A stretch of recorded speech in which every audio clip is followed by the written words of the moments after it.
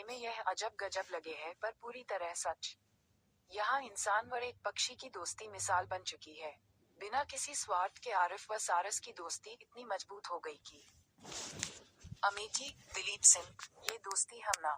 भले ही देखने व सुनने में यह अजब गजब लगे है पर पूरी तरह सच। यहाँ इंसान व एक पक्षी की दोस्ती मिसाल बन चुकी है। बिना किसी स्वार्थ के आरिफ व सारस की दोस्ती इतनी मजबूत हो गई कि अब दोनों ही एक दूसरे के बिना एक पल भी नहीं रह पाते हैं। आरिफ ने साल भर पहले सारस पक्षी के घाव पर मरहम लगाया था।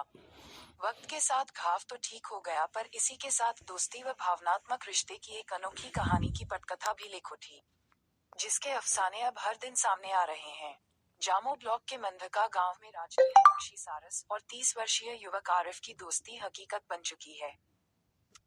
मार्च 2022 में आरिफ अपने खेतों की ओर गए हुए थे। वहां उन्हें एक सारस पक्षी घायल दिखा। करीब गए तो देखा उसका पैर टूटा हुआ था। असहाय सारस पक्षी दया भरी निगाहों से आरिफ की ओर देखने लगा तो आरिफ उसे उठाकर अपने घर लाए और मरहम पट्टी की। अब तो घर में सभी को हो गया है सारस से प्यार। आरिफ की सेवा ने सारस पक्षी का ऐसा दिल मोहा कि वह उनके घर पर ही रहने लगा। आरिफ अपने 4 साल के बेटे अर्श व 6 साल की बेटी अरिबा की तरह अपने दोस्त का ख्याल रखते हैं तो उनकी पत्नी, माँ व बहन घर में परिवार के दूसरे सदस्यों की तरह सारस के लिए भी भोजन व पकवाना बनाती हैं। आरिफ के ही साथ ही करता है भोजन। आरिफ के आसपास ही यह पक्षी भी बना रहता है। आरिफ के पिता लाल बहादुर बताते हैं कि सारस आरिफ के साथ ही भोजन भी करता है। वह घर से बाहर कहीं जाते हैं तो सारस भी उनके साथ जाने की कोशिश में रहता है। ऐसे में कई बार उन्हें उससे छिपकर जाना पड़ता है। जय और वीर जैसी हो गई है दोनों की दोस्ती। आरिफ के मित्रों व परिवार के लोगों का कहना है कि फिल्म शोले के जय और वीर जैसी सदाबहार दोस्ती दोनों में हो गई है। आरिफ के साथी सर्वेश बताते हैं कि साल भर पहले खेत में सारस मिलने व उसके घर पर रहने की बात को पहले सभी ने हल्के में लिया पर अब वही सारस सबका प्रिय हो गया है।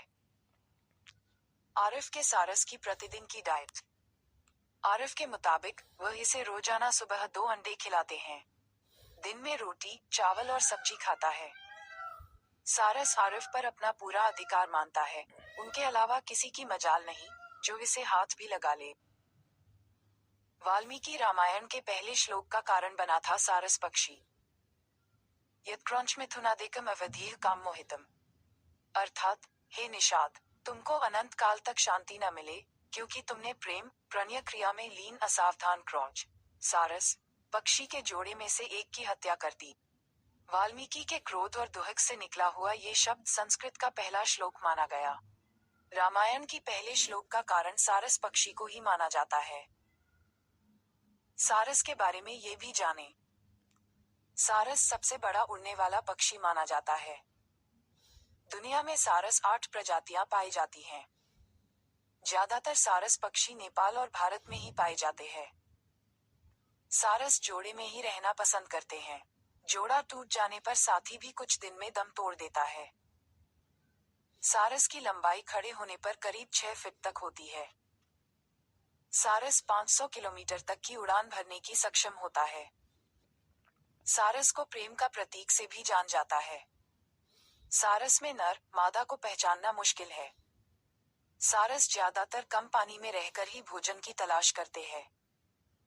सारस को प्रवासी पक्षी भी माना जाता है। लंबे प्रवास के दौरान ये दूसरी प्रजाति के पास ही अपना सारा जीवन गुजार देते हैं। सारस पूरे जीवन में एक ही बार जोड़ा बनाता है और पूरा जीवन उसके साथ ही बिताता है। सारस का प्रजनन समय वर्षा ऋतु होता है। सारस का जीवन काल 15 से 18 वर्ष होता है। स्वतः प्रभावित होती हैं संवेदनाएं। केवल मनुष्यों में ही नहीं बल्कि पशु पक्षियों में भी मनोवैज्ञानिक लगाव होता है। जीवन में ऐसी बहुत सी घटनाएं हैं जो हमारी संवेदनाओं एवं भावनाओं को स्वतः ही प्रभावित करती है। कुछ ऐसा ही सारस व आरिफ की दोस्ती में भी है।